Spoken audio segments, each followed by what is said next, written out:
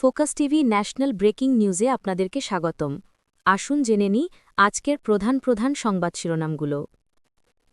জুলাই জাতীয় সনদ স্বাক্ষরের সৃষ্ট অনিশ্চয়তা নিরসনে রাজনৈতিক দলগুলোর সঙ্গে অতি জরুরি বৈঠকে বসেছে জাতীয় ঐক্যমত্য কমিশন।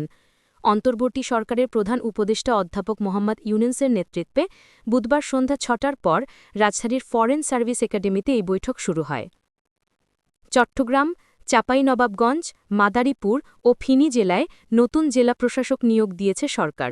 বুধবার ১৫ই অক্টোবর জনপ্রশাসন মন্ত্রণালয় এ বিষয়ে একটি প্রজ্ঞাপন জারি করেছে। রাজধানীর হাতিরঝিল থানার অস্ত্র আইনের মামলায় হাজিরা দিতে আদালতে আনা হলে পুলিশের দেওয়া নিরাপত্তা ব্যবস্থা নিয়েই উল্টো হুমকি ও কটূক্তি করেন শীর্ষ সন্ত্রাসী সুব্রত বাইন ওরফে মোহাম্মদ ফাতে আলী ৬১ বছর। ৩ গোয়েন্দা সিরিজের লেখক রকিব হাসান ইন্তিকাল করেছেন। ইন্না লিল্লাহি ও ইন্না লাহি রাজিউন।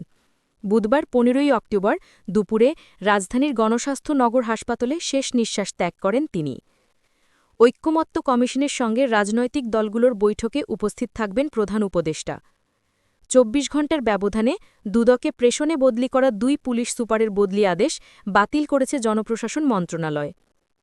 অন্তর্বর্তী সরকারের উপদেষ্টাদের নিয়ে বিভিন্ন রাজনৈতিক দলের পক্ষ থেকে প্রশ্ন তোলাকে গণতান্ত্রিক উত্তরণ হিসেবে দেখছেন আইন উপদেষ্টা অধ্যাপক আসিফ নজরুল।